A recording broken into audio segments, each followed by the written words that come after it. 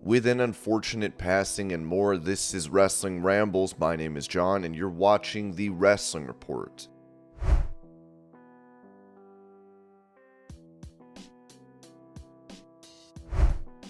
When it comes to the possibility of the Texas Chainsaw Massacre title being used in AEW down the line, it was noted that there are no current plans for the Texas Chainsaw Massacre title belt to be defended regularly, PWInsider.com has been told.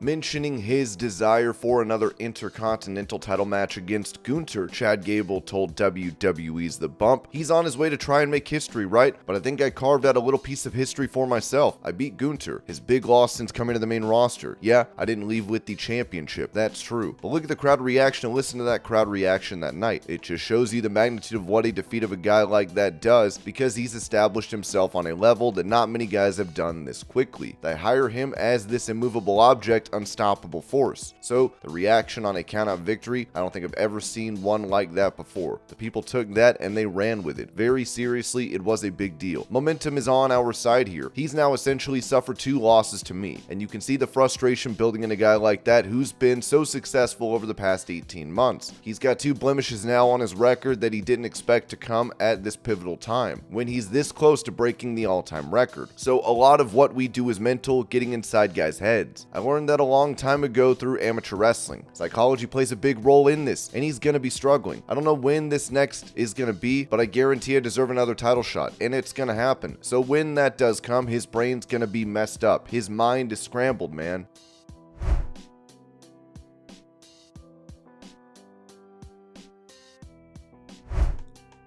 Revealing the origin of his thumbs up gesture, Orange Cassidy said on Talk Is Jericho, "We did this show in China and it was an advertisement in an airport for whatever it was, Chinese soda, and for whatever reason, his billboard ad person thumb was a half-assed thumbs up. That was the thing the whole tour we were all doing. His ad person thumb looked great. He was just being lazy. It became a thing we did all tour. It fits him perfectly."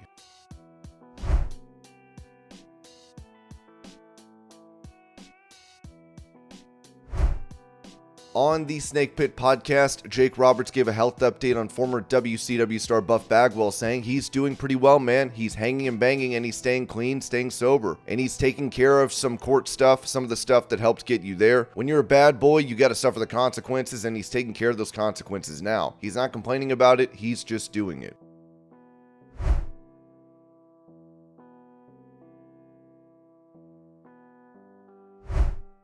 For an update on QT Marshall's status in AEW, it was reported that the AEW mainstay has found a lot of success recently in AAA, but we've learned more about his current deal with All Elite Wrestling. Fightful sources confirmed that Marshall had been in negotiations with AEW recently, and that they've actively been working on his contract. Specifically, we've been told that a short extension has been discussed and is likely, but hasn't been signed as of yet. In addition to wrestling and appearing on QTV, Marshall is the Vice President of Show and Creative Coordination for All Elite Wrestling. He also runs the Nightmare Factory with Cody Rhodes, which has produced countless talent for AEW and was very beneficial for AEW in many ways early in the pandemic.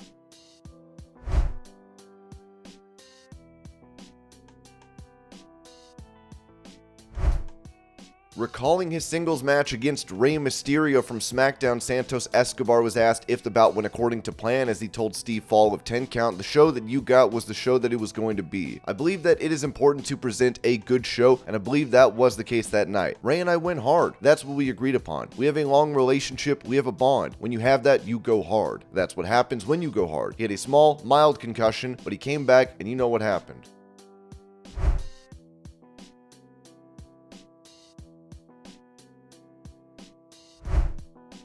Asked about managing the tension in his locker room, AEW President Tony Khan told Hollywood Reporter, "And there may be some of them that don't get along with each other backstage or on TV. It's not ideal, but it's a reality, and I can't make everyone get along. I'm not sure it's necessarily even in the best interest of pro wrestling for everybody to get along, but ideally, everybody is going to be able to focus on their matches and putting on the best shows for the fans. And I think that's what we've been doing. We've had really strong ratings, so even though wrestlers backstage hate each other and don't want to be friends with each other, I think we all agree WWE, this is a really exciting time for the company, and it's a really exciting time for the wrestling business and for the wrestling fans. There are a lot of people around here who think they're the best, and I think a lot of them have a valid claim that they're the best. And what I'm trying to do is create an environment where everybody can go out and prove it multiple times per week, and create a platform where the fans can decide who the best wrestlers are, what the best rivalries are, what the best matches are. As long as I can keep the top talent in AEW, we will have the best matches and the best big events.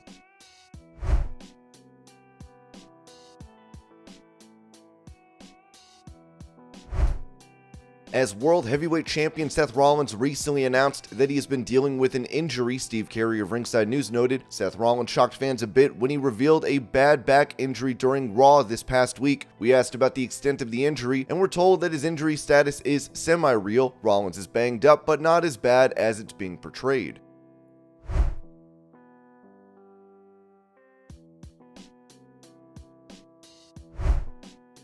With Edge recently retiring from WWE, he spoke about his feelings regarding it, saying on WWE's The Bump, "It does give me a peace of mind because, I was able to come back and do it. The challenge of that, I was told by doctors that I could never do this again, and to be here 3 years later and to be able to wrestle some of the best, to team with my wife, the Royal Rumble by itself made this a success for me because I conquered the challenge. Everything on top of that has just been a bonus."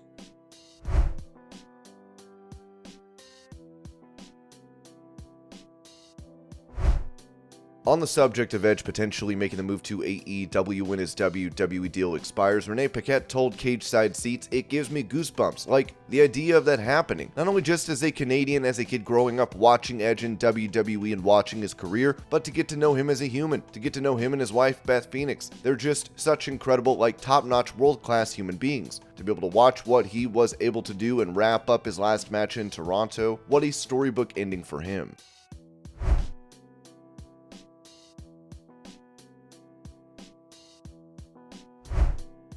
Taking to social media, Edge would post a video where he denied having any issues with WWE as his contract runs out. Here's the clip. Morning, everybody. That's how I look in the morning. It's not pretty, but need my coffee for this. So I woke up to a bunch of voicemails, texts, and everything from actual friends and family, wondering what's going on and concerned and blah blah blah. So I just figured I better address it. There's nothing going on. There's no hard feelings between me and WWE. I love WWE. It's my dream gig. It's all I ever wanted to do. And I didn't come at them with some crazy contract or anything. They didn't deny me. I have a contract extension sitting in my inbox. I just don't know what to do. The first time I had to retire, it was forced. And this time, the choice is in my lap, and it's a lot harder, WWE gave me that night, Friday night in Toronto, and it was the best night of my career.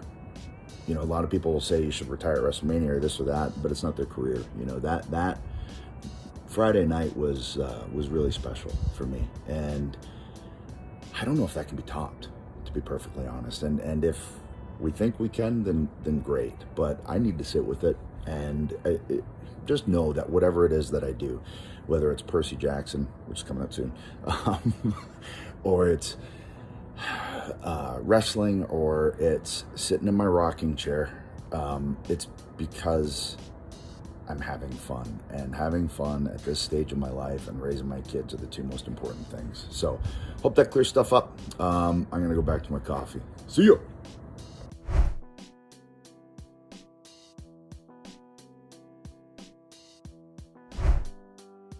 In some unfortunate news, yesterday pro wrestling legend Terry Funk passed away at the age of 79. Many reacted to this news as Mick Foley wrote, "I'm struggling to process this, but Terry Funk is gone. I just talked to Terry's daughter, Brandy, who gave me the awful news. He was my mentor, my idol, and one of my closest friends. He was the greatest wrestler I ever saw. If you get the chance, look up a Terry Funk match or a Terry Funk promo and give thanks that this incredible man gave so much for so long to so many. There will never be another like him. May God bless Terry, his friends, family, and all who loved him. Rest in peace, my dear friend. It was an honor to know you. I will be writing much more about Terry in the next few days." Ric Flair said, "In my entire life, I've never met a guy who worked harder. Terry Funk was a great wrestler, entertainer, unbelievably fearless, and a great friend. Rest in peace, my friend Terry Funk, knowing that no one will ever replace you in the world of professional wrestling. Damn it, ESPN, Terry Funk died, and as usual, you're talking about another football player being arrested yesterday. Shocker. Shame on you. Luke Gallows said, "Rest in peace to the greatest professional wrestler ever, my hero Terry Funk. Thank you for the memories." William Regal wrote, "I'm deeply saddened to hear the passing of Terry Funk. I knew Terry before I came to the US as he came to Europe, a totally incredible, wonderful, and lovely man. I have my own treasure tales of times together. My condolences to Terry's family. Rest well." MJF said, "Forever, rest in peace, Terry Funk." WWE wrote, "WWE is saddened to learn that WWE Hall of Famer Terry Funk has passed away at the age of 79. WWE extends its condolences to Funk's family, friends, and fans." Will Ospreay said, "Rest in peace, Terry Funk." Dustin Rhodes said, "Just heard that Terry Funk is gone. Truly heartbroken over this. He has known me since I was a child. He was an incredible mentor and friend. Love him so much and sad to see him go.